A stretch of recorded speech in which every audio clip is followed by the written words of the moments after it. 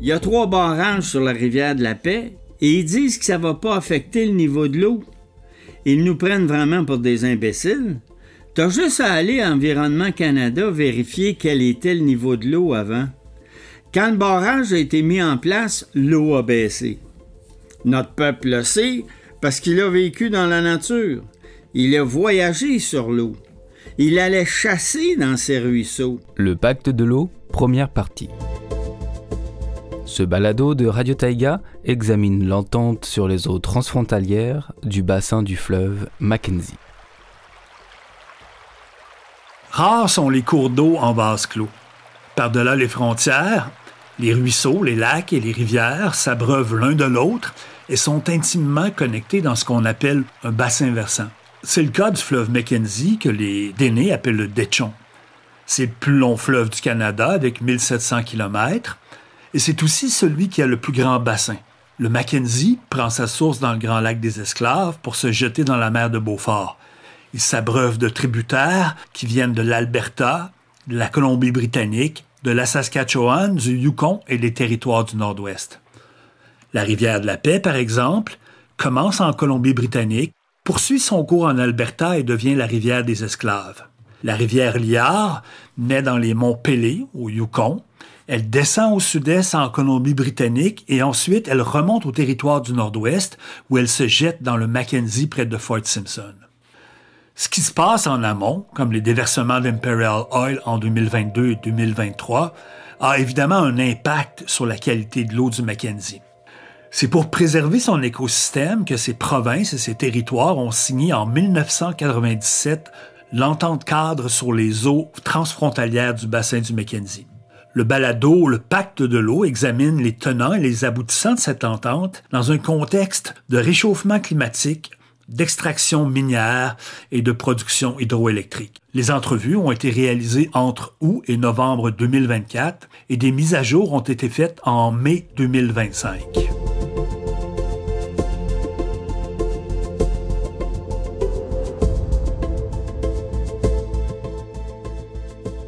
Le réseau hydrographique des territoires du Nord-Ouest a été marqué ces dernières années par des phénomènes sans précédent. Il y a eu plus de variabilité du niveau de l'eau dans le Grand Lac des Esclaves durant les 5 dernières années que durant ces 89 années de surveillance. On parle de sécheresse et d'inondations et de tout ce qu'il y a entre les deux. Le 9 décembre 2024, le Grand Lac des Esclaves était à son plus bas niveau jamais enregistré pour ce temps de l'année. Même chose pour la rivière Liard. D'autres affluents, comme la Peel et la Arctic Red River, ont aussi eu des niveaux très bas ou jamais atteints auparavant. Les inondations ont causé des évacuations, les bas niveaux ont eu des impacts sur le transport maritime, la production d'hydroélectricité et les écosystèmes aquatiques. Si la variabilité s'est accrue depuis 5 ans, les transformations du Mackenzie et de ses affluents, en termes de quantité, mais aussi de qualité, sont perçues depuis très longtemps. Pour en témoigner d'abord, Jerry Cheesy, un ancien président du Conseil de leadership des services de santé et des services sociaux des TNO. M. Cheesy a été candidat à la chefferie de la Nation Déné en 2024, faisant de l'eau un élément central de sa plateforme électorale. Il travaille d'ailleurs actuellement avec la Nation Déné sur ce dossier.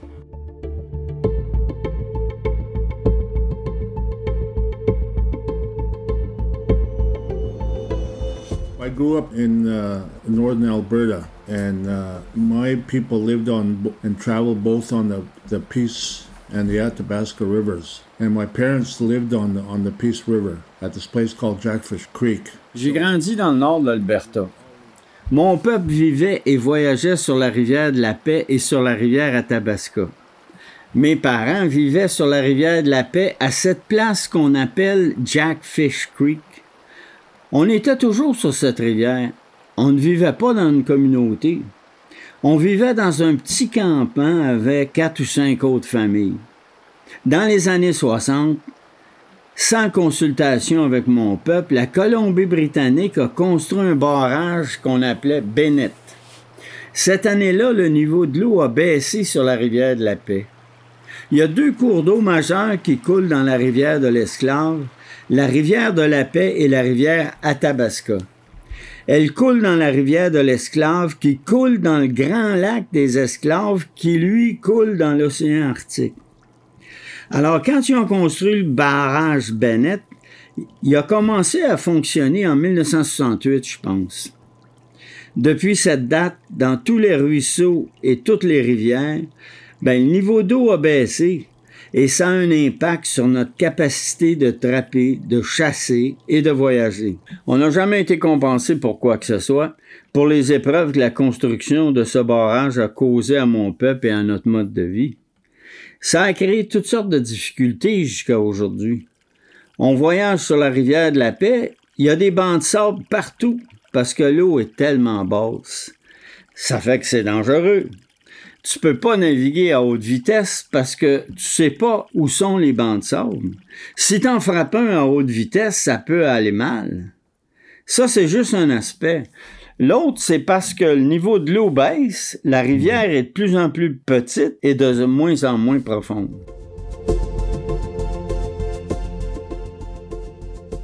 Autre témoignage, celui de John McDonald, gestionnaire de l'environnement au Conseil métis de Fort Smith. Yeah, I was born and raised here in Fort Smith on the Slave River, and I've seen the water drop tremendously. Je suis né et j'ai été élevé ici à Fort Smith sur la rivière des Esclaves. J'ai vu l'eau baisser extrêmement et les fluctuations ont beaucoup augmenté aussi. Quand j'étais un enfant, c'était pas un gros problème d'être là sur la glace. Évidemment. C'était une rivière dangereuse, mais quand il y avait de la glace, c'est plutôt sûr qu'il y avait de l'eau en dessous. De nos jours, avec les fluctuations, les conditions sont très instables, ce qui est dangereux pour les gens qui vivent dans la nature. La montée et la baisse de niveau d'eau a un impact sur les gens. Ça a aussi une influence sur le fret des poissons, qu'ils aient à monter les rapides ou dans les différents ruisseaux et courants qui disparaissent quand l'eau est basse. Ça a des impacts sur les mammifères aussi. Quand les ours construisent leurs tanières sur les rives, selon le niveau de l'eau, ça peut les inonder. Il y a beaucoup d'érosion des berges de sable.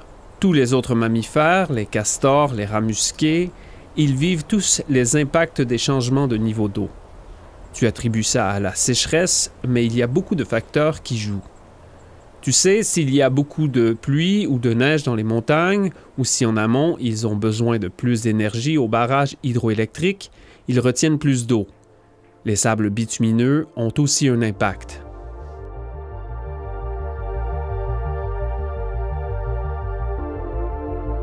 Michael Miltenberger a dirigé différents ministères au gouvernement des Territoires du Nord-Ouest, dont celui de l'Environnement et des Ressources naturelles. Il est actuellement membre de Forum for Leadership on Water et conseiller au Center for Indigenous Environmental Resources.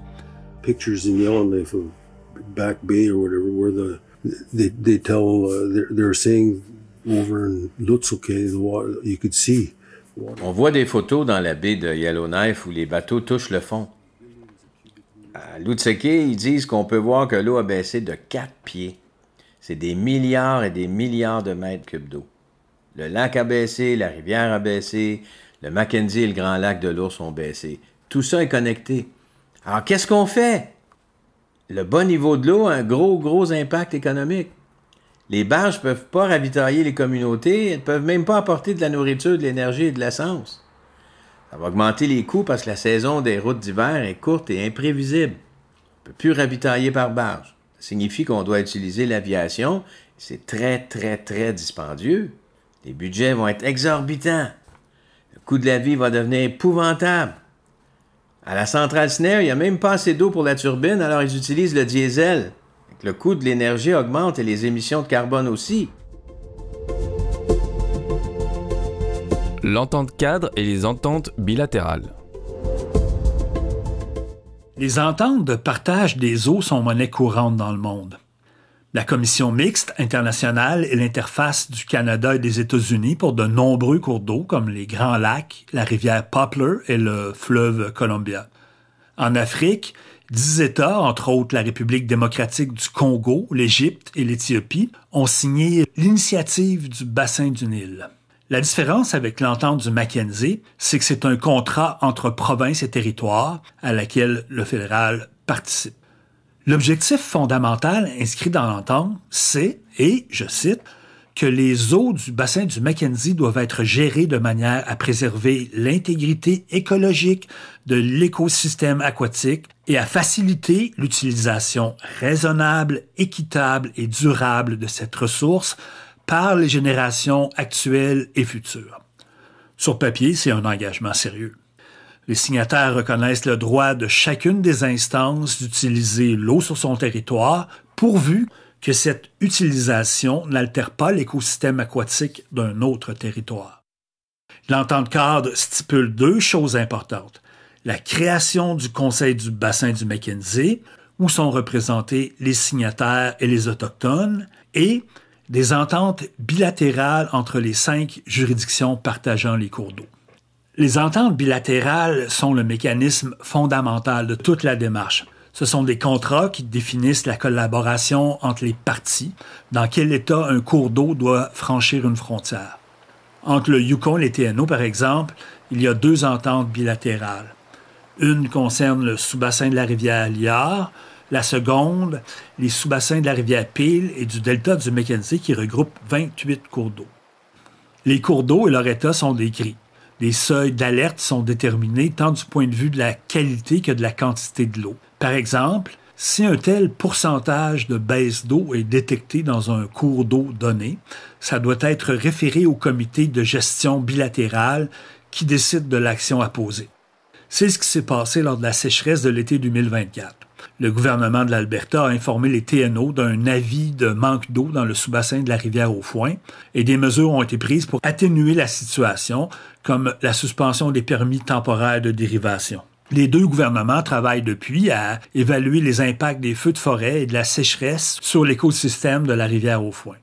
Pour l'ancien ministre de l'Environnement des Territoires du Nord-Ouest, Michael Miltonberger, les différentes ententes bilatérales sont très similaires, consistantes en termes d'exigences. Lui-même a signé la première de toutes les ententes, celle entre l'Alberta et les TNO en 2014. That agreement got signed was because the Northwest Territories and the people in the Northwest Territories. La raison pour laquelle l'entente a été signée, c'est parce que les territoires du Nord-Ouest et les gens dans les territoires du Nord-Ouest disaient clair et net que l'eau était un problème.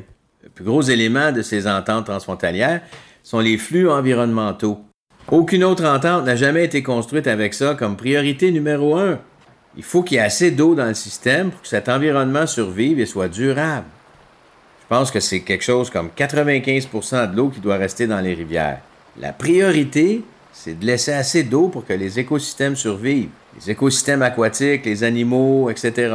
Mais de combien d'eau l'Alberta a-t-elle besoin? Et la Colombie-Britannique, c'est le plus gros problème. Regarde par exemple le fleuve Colorado. Le temps qu'ils se rendent au Mexique, il reste presque plus rien. Les Mexicains sont laissés pour compte parce qu'ils n'ont pas d'entente. Dans le Jourdain, le Tigre et l'Euphrate, tous ces fleuves, le problème du flux environnemental est laissé de côté parce que quand les gens sont désespérés, ils prennent toute l'eau pour l'usage humain. Ce document est un grand document, mais seulement si les leaders le suivent. Il y a des choses incroyables dedans, des principes, des problématiques communes, etc. Nous avons fait une entente de ce type avec la ville de Winnipeg et avec toutes les municipalités et les gens du traité 1. Ça a pris 4 ans à négocier. Ça a changé la façon dont ils font des affaires. C'est de là dont les solutions proviennent. Tu crées les conditions politiques qui font que les gens, les institutions et les parties prenantes savent qu'ils ont un cadre politique où ils peuvent s'assembler et régler les problèmes. L'entente cadre est très progressive. Si tu veux vraiment être sérieux et que tu veux vraiment faire des choses avec les provinces et les territoires, avec la réconciliation et la co-gouvernance avec les gouvernements autochtones, il y a plusieurs choses que tu peux faire.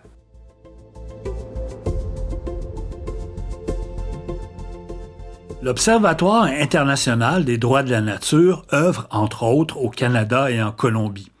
Son approche est basée sur la recherche et sur des interventions légales comme la reconnaissance de la personnalité juridique d'un cours d'eau, d'un parc, etc. La présidente de l'Observatoire, Yenny Vega Cardenas, est avocate. On l'écoute commenter l'aspect juridique de la protection du Mackenzie. J'étais quand même assez agréablement surprise de plusieurs choses, notamment sur l'effet d'avoir mis dans les principes qui vont guider finalement ce waterboard dans une manière qui va vraiment considérer l'intégrité écologique de l'écosystème aquatique. Donc déjà ça, je trouvais c'est un bon point. Parce que c'est-à-dire que tous les parties dans ces waterboards devraient vraiment garder ce principe dans toutes les décisions qu'ils vont devoir prendre. Donc vraiment privilégier l'écosystème aquatique. Donc ça s'approche un peu de l'approche des droits de la nature où on dit finalement il faut garder cet équilibre de vie dans un écosystème.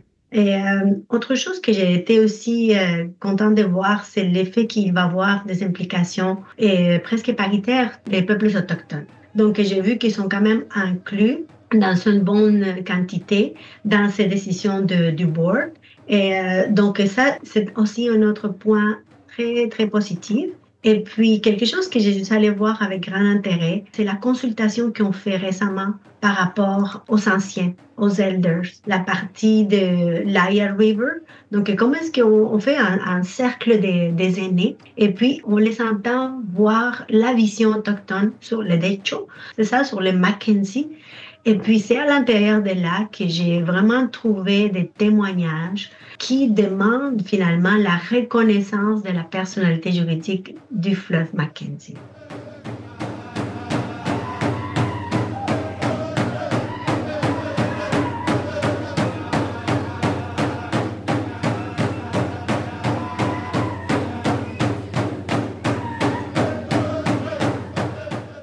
Quelle que soit la valeur intrinsèque des ententes bilatérales, il faut évidemment les signer pour qu'elles entrent en vigueur.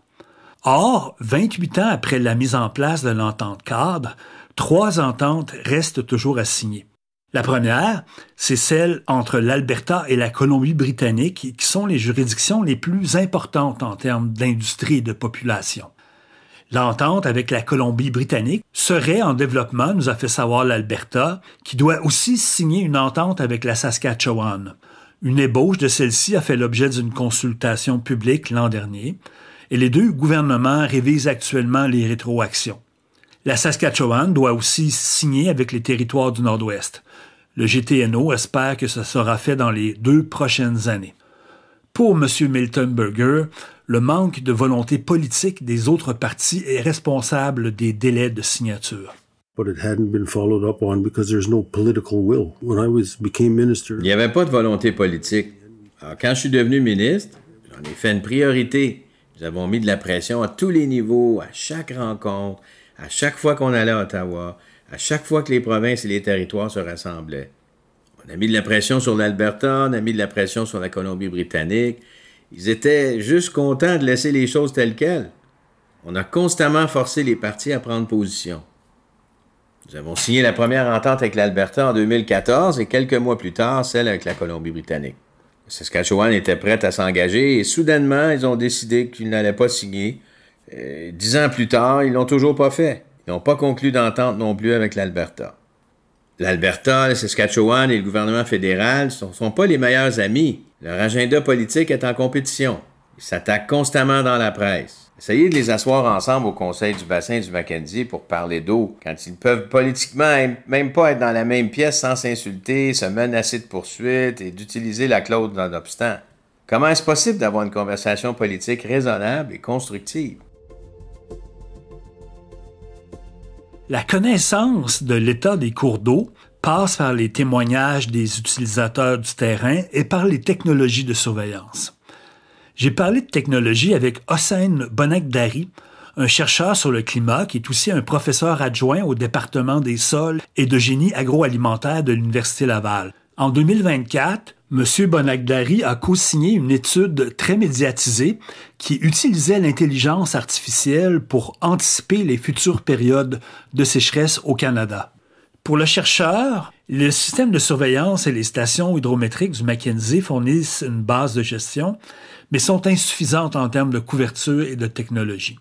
M. Bonakdari souligne aussi le manque de données en temps réel qui complique la prise de décision rapide en cas de crue ou de sécheresse.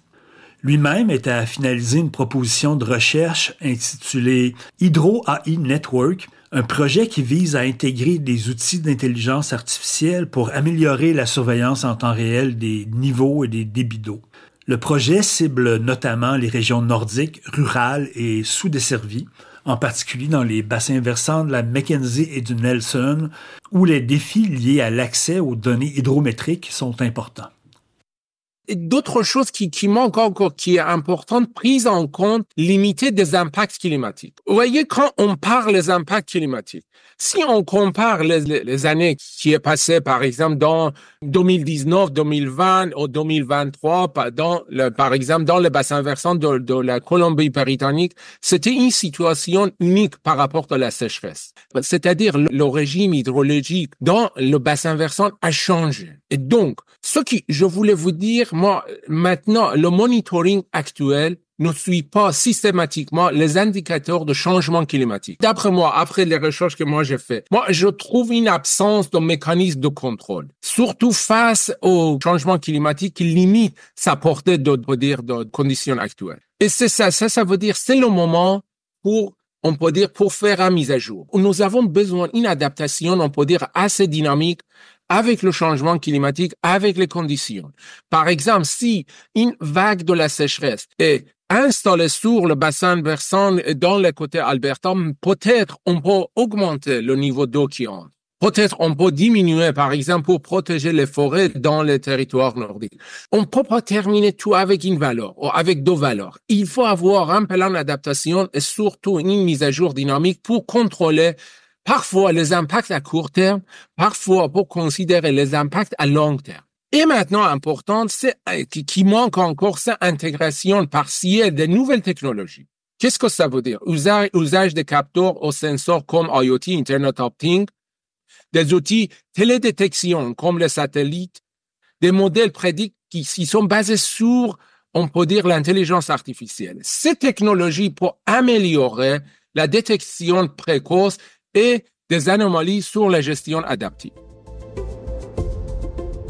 M. Bonagdari considère que même si l'entente cadre encourage la collaboration, la collecte et le partage de données sont parfois fragmentés, ce qui limite la cohérence des décisions au niveau du bassin. La gouvernance et le conseil de bassin versant.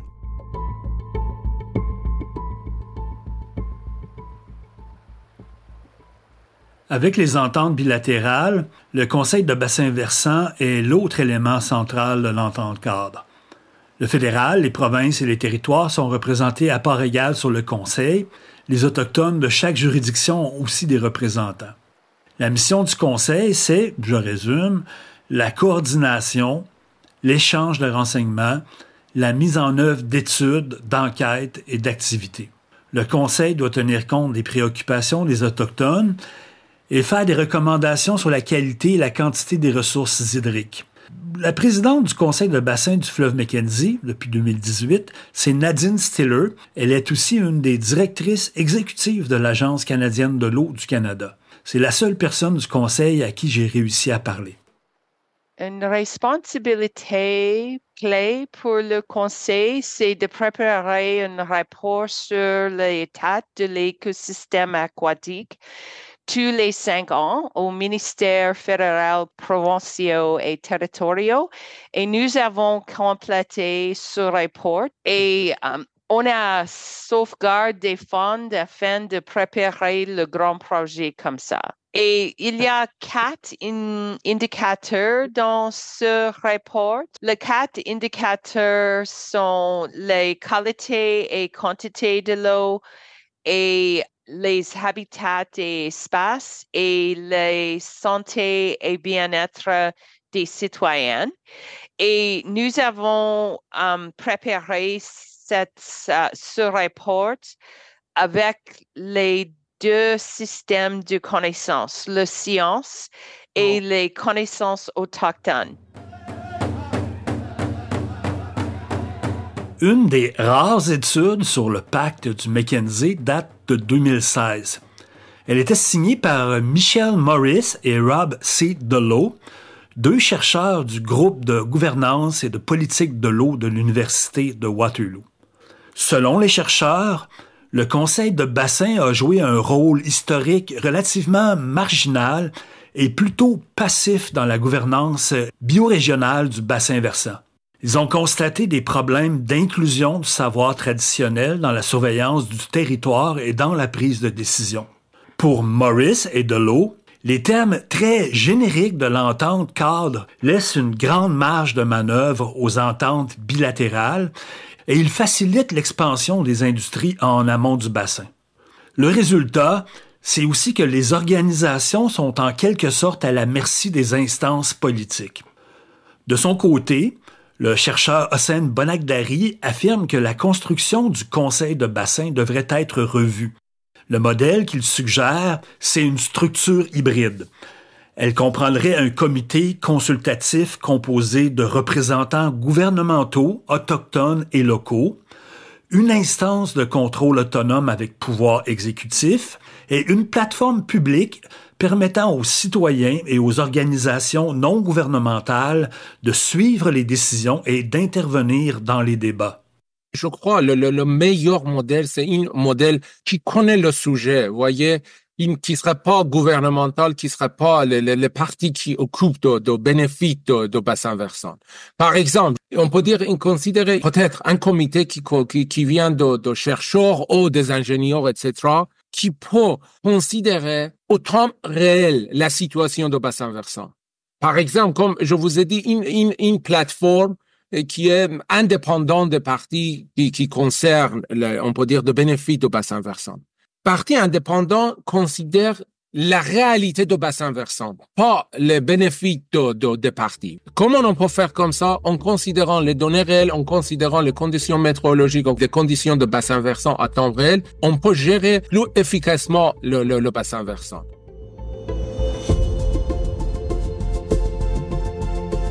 C'était le balado Le Pacte de l'eau, première partie. Ce balado vous est présenté par Médiaténois, le média francophone des territoires du Nord-Ouest. Script, recherche et entrevue par Denis Laure. Réalisation Benjamin Lavigne. À la production Cécile-Antoine Maisonnade, Maxence Jaillet, Nicolas Servel et Giovanni Imidi.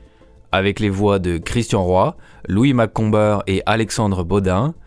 Un merci très spécial à Juliana Hortelib.